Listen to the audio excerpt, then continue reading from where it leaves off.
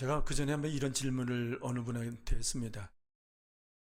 우리 집사님은 하나님을 어떻게 생각하십니까? 내가 믿는 하나님은 경찰관 같으신 하나님입니다. 하나님을 두렵게 여기는 그러한 마음이 있고 그러한 신앙생활을 하더라고요. 제가 질문하면요 다양하게 대답을 하더라고요. 그리고 어느 권사님은 저한테 그런 얘기를 해요. 그 전에 신앙생활 할 때는 하나님을 두려운 하나님으로만 징계하시고 벌을 내리시고 잘못하면 책망만 하시고 두려운 하나님으로 믿고 있다가 제 이야기를 죄송합니다. 저를 만나고 나서는 그 두려우신 하나님이 사랑의 하나님으로 믿게 됐다고. 그래서 제가 또 기쁘더라고요. 예. 여러분, 우리가 믿는 하나님은 어떤 하나님입니까? 내가 믿는 하나님은 어떤 하나님이라고 고백할 수 있습니까? 여러분, 하나님은 사랑의 하나님이십니다. 물론 징계도 하셔요. 그래서 사랑의 하나님, 공의의 하나님, 그렇게 우리가 표현할 수 있죠. 그래서 제가 만난 하나님은 사랑의 하나님, 그분은 우유의 하나님이셨어요. 여러분, 우리가 예수 믿어도 살아가면서 지치고 쓰러질 때가 있고요, 낙심하고 절망할 때가 있어요. 앞이 안 보일 때가 있어요. 내가 어떻게 이 일을 해결하지? 그래서 마음이 눌리고 답답하고 어려울 때에 하나님은 저에게 위로의 하나님으로 나타나셨어요. 그래서 제가 더 간혹가다 제 말씀 제가 드리는데, 기종아, 다시 시작하자. 실패했을 때 다시 일으켜 주셨던 하나님. 또 어떤 때는요, 물질이 또 부족할 때가 있어요. 근데 물질이 부족할 때에 정말 하나님 앞에 또 간구합니다. 그런데 물질이 없어요. 정말 당장 먹는 것까지도 문제가 있을 때가 있어요.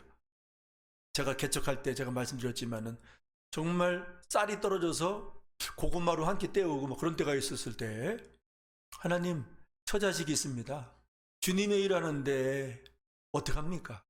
근데 물질을 공급하시더라고요. 때로는 살아가면서 물질이 없을 때가 있어요. 그런데 제가 만난 하나님은 그때에 물질을 공급하시대요. 신앙생활 하시면서 여러분, 물질의 주인이 하나님이시고 물질의 공급자가 하나님이심을 믿을 때에 담대하게 신앙생활 할 수 있어요. 그렇지 않으면 먹고 사는 일 때문에 다 붙들려 갖고 신앙으로 나갈 때 신앙으로 나가지 못하고, 성장할 때 성장하지 못하고, 성숙한 열매 맺을 때 열매를 맺지 못해요. 많은 사람들이, 이스라엘 백성들도 그렇고 시대마다 그리스도인들도요, 먹고 사는 문제 때문에 거기에 붙들려 갖고 물질의 공급자가 하나님이심을 경험하고 체험하고 믿고 공급받아야 여러분 담대하게 신앙생활할 수 있어요. 주일날도 직장 때문에 어쩔 수 없이 이렇게 나가는 경우도 있지요. 과거에는요, 직장에 쫓겨나도 주일 지켰거든요. 공급자는 하나님이시다. 나는 주님을 섬기는 일에 최우선, 내 인생의 최고의 목적으로 세우겠다라고 나가는 사람을 하나님은 책임져 주셔요. 여러분, 아무것도 없을 때에 물질의 공급자이심을 또 경험하고요, 막다른 골목에 이를 때 살아계신 하나님을 만나고요, 결단할 때에 하나님의 역사를 체험할 수 있어요. 하나님 바로 그런 때 체험할 수 있어요. 또 제가 만난 하나님은 치료하시는 하나님이셨어요. 물론 자주 있으면 얼마나 좋습니까? 말씀을 전하는 가운데에 제대로 걷지 못한 분이 시원한 바람이 들어와서 걷게 됐습니다라고 저한테 간증을 하고, 그런 일들을 한두 번 있는데 자주 있지는 않았어요. 그런데 제가 계속 주일마다 치유 기도를 하잖아요. 하는 이유가 있어요. 미국에 베델교회 목사님이 있고 교인들이 있는데 거기도 처음에는 전혀 없었대요. 그런데 계속 매주일, 주일을 1000번을 맞이했는지 몰라도 1000번 계속 주의 약속을 믿고 계속 시인하고 선포하고 그러는데 1000번을 선포하며 기도할 때에 응답이 없었대요. 근데 1000번 딱 넘기면서 그 다음부터 그 공동체 안에 치유의 역사가 막 일어나더라는 거예요. 거기는 어린아이들도, 미국의 유명한 교회거든요. 어린아이들이 예수님의 이름으로 명하면 병자가 낫고, 거기 성령의 역사가 대단한 교회가 있어요. 과거의 경험이 있고 앞으로 치료하실 주님을 제가 믿기 때문에 되든지 안 되든지 하는 거예요. 왜냐하면 제가 능력이 있습니까? 주님이 하시면 되기 때문에 그거 믿고 하는 거예요. 예? 주님의 때에 많은 사람들이 느끼고 경험하고 치유되는 그런 역사가 샘물 공동체 안에 일어날 줄 믿습니다. 물론 병원에서 치료받을 거 치료받아야 되죠. 하나님은 의사를 통해서도 역사하셔요. 약을 통해서도 치료하셔요. 그러나 의사와 약으로 하지 못하는 것이 있어요. 주님이 하셔요. 때로는 의사와 약을 떠나서 난 주님 앞에 직접 치료받고 싶다. 그런 믿음, 그런 말씀이 있으면 해도 좋아요. 그런데 그런 믿음이 없이 어거지로 하면요, 문제가 생깁니다. 참 지혜가 필요하죠. 여러분, 그래서 내가 믿는 하나님 어떤 하나님이냐? 이거 분명히 고백할 수 있는 신앙 고백이 우리 공동체 안에 모든 분들에게 나타나기를 주님의 이름으로 축복합니다. 참 예수 믿는 사람들도 어려움 당할 때 똑같이 당해요. 질병 있을 때 또 있고요. 네. 그러나 분명한 것은 살아계신 하나님이 우리와 함께 하신다는 거예요. 우리 삶 속에서 하나님 되심을 나타내기를 원하시는 하나님이시다라는 것이죠. 그래서 오늘 본문 말씀을 보면은 본문 말씀 속에서 나타나신 그 하나님은 위로의 하나님이셨어요. 왜 위로의 하나님으로 나타나셨느냐? 내 백성을 위로하라. 네. 이스라엘 백성들이 하나님의 백성이래요. 선지자에게 그렇게 말씀하셔요. 이스라엘 백성들이 이제 40장부터는 가나안 포로 생활 속에서 주어지는 예언의 말씀이에요. 포로 귀환 전에 주시는 하나님의 말씀입니다. 그래서 이사야서 1장 39장까지는 하나님의 심판에 대해서, 40장부터 66장까지는 하나님의 구원에 대해서 말씀하고 있거든요. 이제 하나님께서 구원하시는데 먼저 이스라엘 역사 속에서 바벨론 포로로부터 구원하시는 거예요. 더불어서 다시 오실 메시아로부터 예수 그리스도로부터 노역에서 죄악에서 구원하신다. 그 메시아가 오실 것이다 라는 것을 계속 예언해주고 있는 말씀이에요. 여러분, 성경은 하나님의 말씀인데 이 하나님의 말씀은 예언의 말씀이에요. 근데 이 예언의 말씀을 믿는 사람들에게는 그대로 하나님의 구원을 경험해요. 시대마다 하나님의 살아계심을, 하나님의 구원하심을, 하나님의 역사하심을, 하나님의 함께하심을 경험하게 된다. 우리 샘물 공동체에 함께하시는 여러분들이요, 그 살아계신 하나님을 경험하고 체험하고 하나님을 간증할 수 있는 주인공들이 여기저기서 나올 수 있기를 주님의 이름으로 축복합니다. 의심하고 불신하고 불신앙 속에 있으면요, 그거 깨닫게 하기 위해서 때로는 하나님께서 낮추실 때가 있어요. 아프게 하실 때가 있어요. 다른 말로 표현하면 징계하실 때가 있어요. 징계는 사랑하는 자들에게 주시는 하나님의 손길 만지심이라고도 표현할 수 있어요. 왜? 그래야 깨닫거든요. 그래야 돌이키거든요. 그래야 하나님을 알 수 있는 영의 눈이 열리기 때문에. 여러분, 그래서 우리가 믿는 하나님은 사랑의 하나님이시다 라고 고백할 수가 있습니다. 또 이 이사야서 40장에 나타난 이 말씀 속에서 나타난 그 하나님은 위로의 하나님인 동시에 목자 되신 하나님이시다. 우리의 인생을 이끌어 가시는 하나님이시다. 그전에는 몰랐어요. 내 인생 내가 사는 줄 알았어요. 근데 주님을 만나고 또 영적인 눈이 좀 열리고 주님을 알고 난 다음에 주님의 계획 속에 내 인생을 이끌어 가시는구나. 주님의 섭리 속에서 내 인생 내가 살아가는구나. 이렇게 주님께서 살게 하시는구나. 이걸 알게 된다는 것이죠. 여러분, 목자 되신 우리 주님을 믿음으로 바라보고 믿음으로 따라갈 수 있는 그런 겸손한 믿음들이 우리 모두에게 있기를 주님의 이름으로 축원합니다. 우리의 남은 장을 이끌어 가셔요. 그분은 우리의 목자십니다. 천국 가는 길까지 인도하시는 임마누엘의 주님이십니다. 또 오늘 본문 말씀 속에서 나타난 하나님은 하나님의 택한 자녀들에게 절망 속에, 낙심 속에 하나님에 대한 실망이 있을 때에 다시금 그 하나님을 알게 하시고 새 힘을 주시는 하나님이시다. 오늘 본문 말씀 속에서 보면은요, 27절이죠. 이스라엘 백성들이 바벨론 포로 생활에 있습니다. 고통 속에 있습니다. 하나님이 외면하시는구나.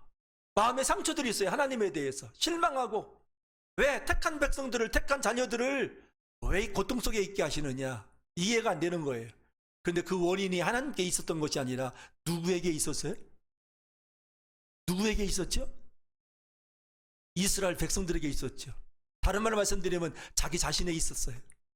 여러분, 인생에 문제가 있고 고통이 있고 막힘이 있고 하나님에 대한 어떤 실망이 있을 때에 하나님에 대한 실망으로 계속 나가지 말고 원인을 내 자신에게서 풀을 때, 원인을 찾을 때에 여러분 인생의 문제도 풀리기 시작해요. 그러기 전까지는요, 교회를 다니고 기도를 해도 풀리질 않아요. 인생의 숙제들이, 막힌 문제들이 풀리질 않아요. 원인은 누구에게 있다고요? 네, 우리 다시 한번, 제가 원인이 누구에게 있다고 하면은 나에게 있습니다라고 여러분들이 그렇게 고백했으면 좋겠습니다. 원인이 누구에게 있다고요?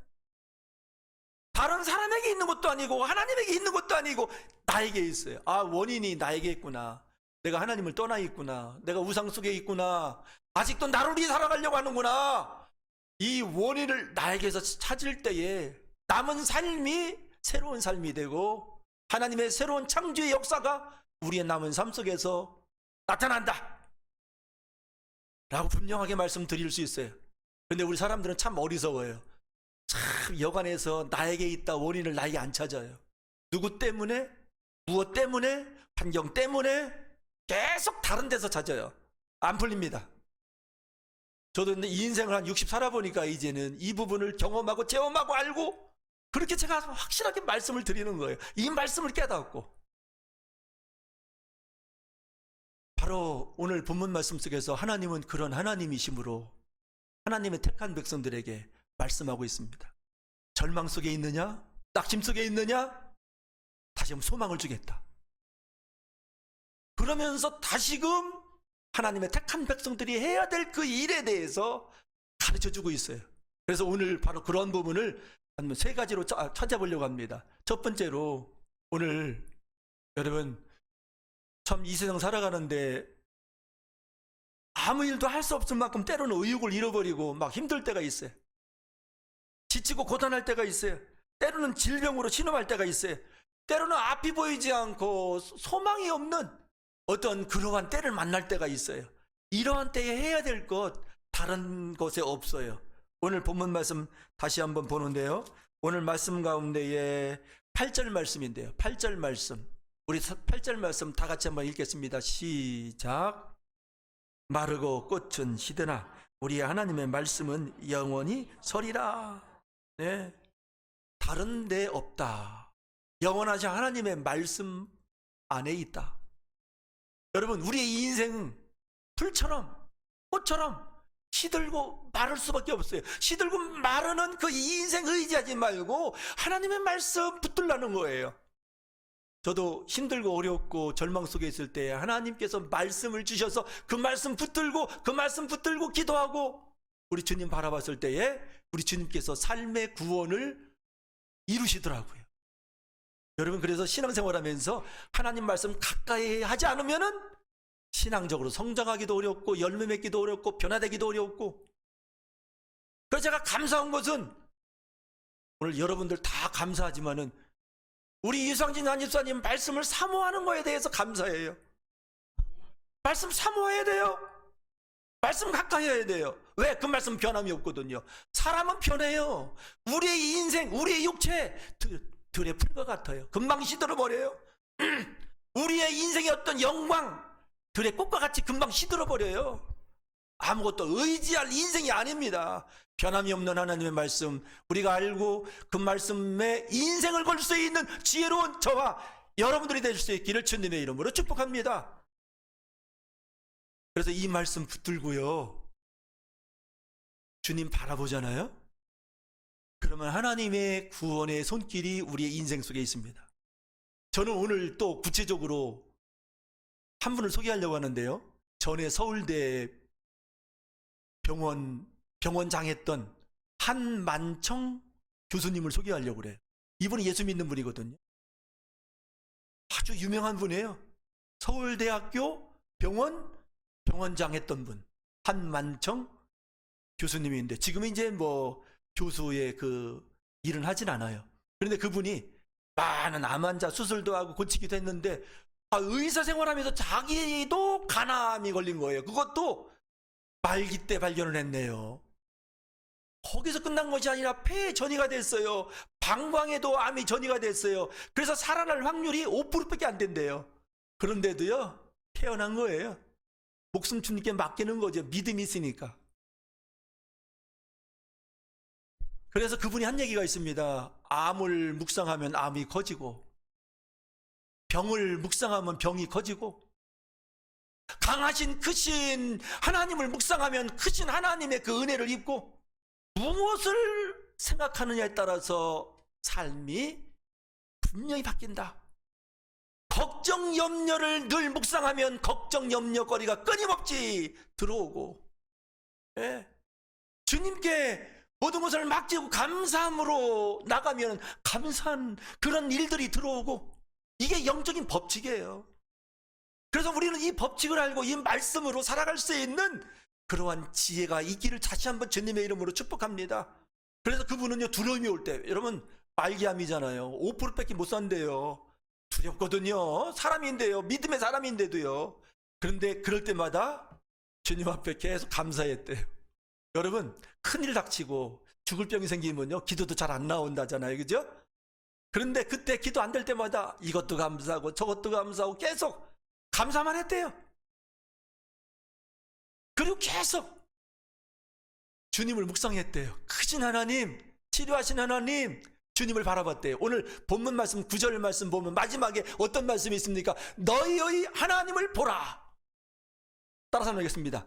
너희의 하나님을 보라. 내가 감당하지 못할 때, 절망 속에 있을 때에 우리가 해야 될 일은 무엇입니까? 영원한 말씀 붙들고 구원의 하나님, 우리의 하나님, 그 하나님을 바라보는 거예요.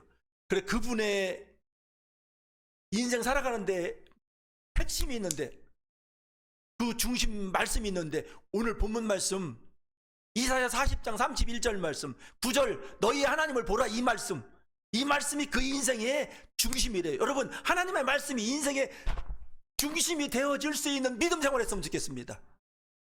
여러분, 신앙생활 하면서 정말 내 인생 어떤 일을 만나고 무슨 일을 만나도 내가 그 말씀 붙들고 합니다. 이 말씀 다 있어야 돼요. 몇 절, 아니요, 성경 어디에 있는 말씀 붙들고 삽니까? 라고 질문하면 몇 장 몇 절 나와야 돼요. 아멘이시죠? 여러분, 그렇게 신앙생활을 해야 됩니다.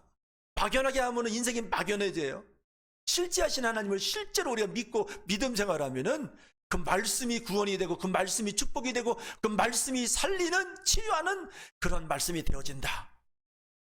그래서 구원의 주님을 늘 바라보는, 묵상하는 그런 생활을 했어요. 두려울 때마다 더 주님 묵상하고, 치료하신 주님 바라보고 앙망하는. 그런데요, 그분이 지금 89세거든요.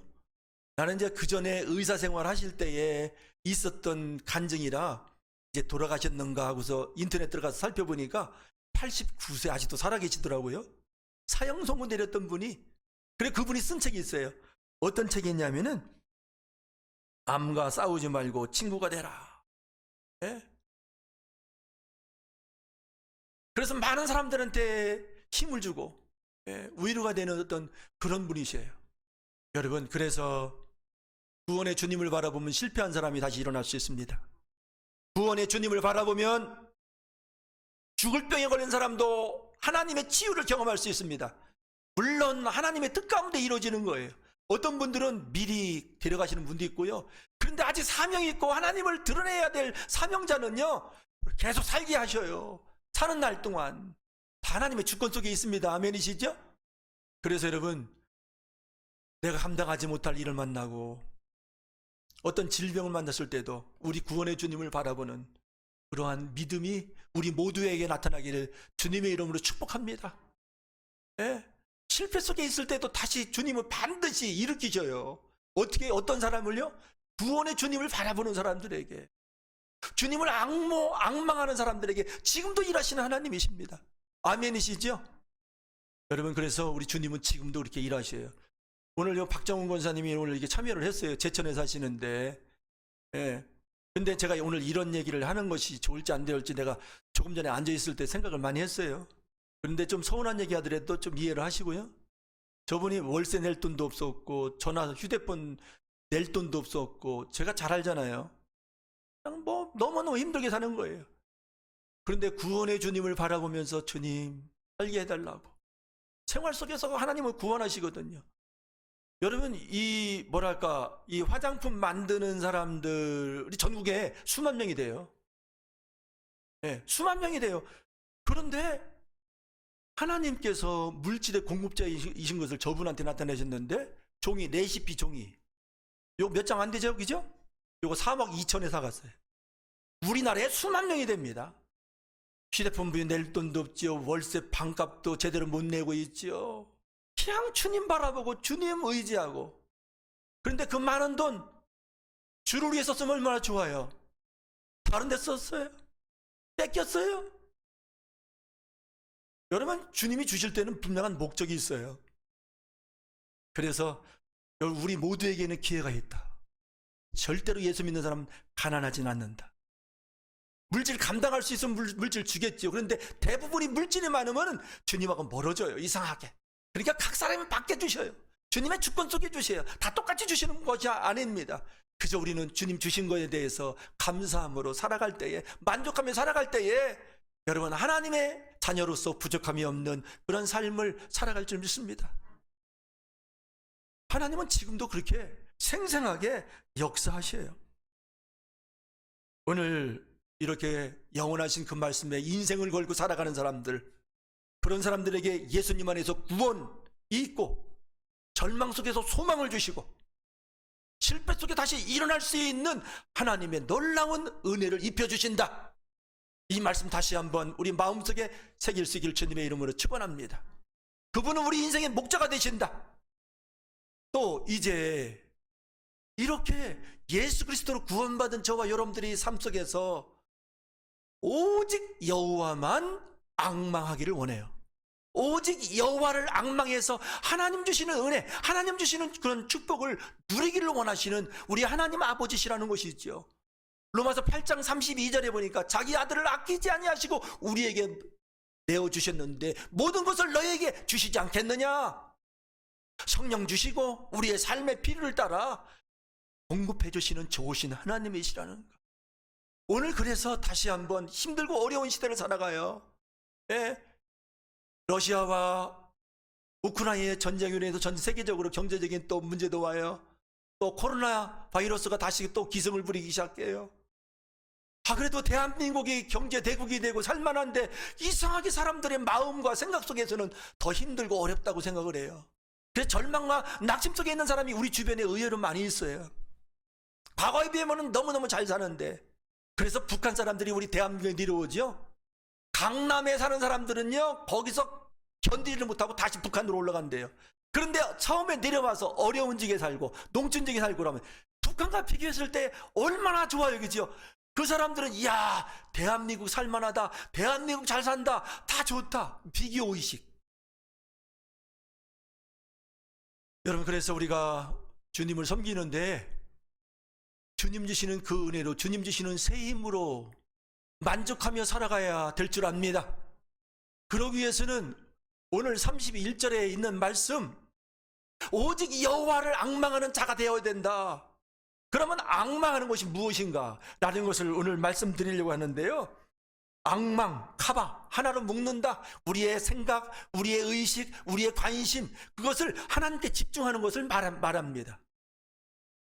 여러분, 하나님께 집중하면 힘을 얻어요. 새 힘을 얻어요. 왜요? 그 안에서 성령께서 역사하시거든요. 성령께서 새 마음을 주시거든요. 그래서 여러분, 신앙생활하는 데 있어서 우리의 관심 대상, 우리의 바라보는 대상, 어디에다 둘 것인가? 주님께 둘 것인가? 아니면 우리의 삶의 환경과 이 세상에 둘 것인가? 여러분, 이런 부분에 대해서 분명히 했으면 좋겠습니다. 저는 또 오늘 베드로에 대해서 말씀을 드리고 싶은데요. 베드로가 마태복음 14장에 보면은요, 무리를 걸어요. 풍랑이는 그 바다 위를, 갈릴리 바다 위를 예수님이 걸어오시는데 베드로가 어떻게 그 담대한 생각을 했는지 몰라도 주님, 나도 걷게 해달라고, 명해달라고, 말씀해달라고 하니까 예수님이 그래, 오라. 근데 겁도 없이 배에서 뛰어내려요. 무리를 걷네요. 주님 바라보면서 걷습니다. 놀라운 이적이 일어났습니다. 무리를 걷는 사람이 대간절 이 세상에 어디 있습니까? 베드로가 걷는데 그만 큰 바람이 그 앞으로 빡 불어오면서 그 풍랑이는 갈릴리 바다를 보는 동시에 물에 빠져버리네요. 어떤 대상을 바라보고 어떤 대상을 믿고 살아갈 것인가?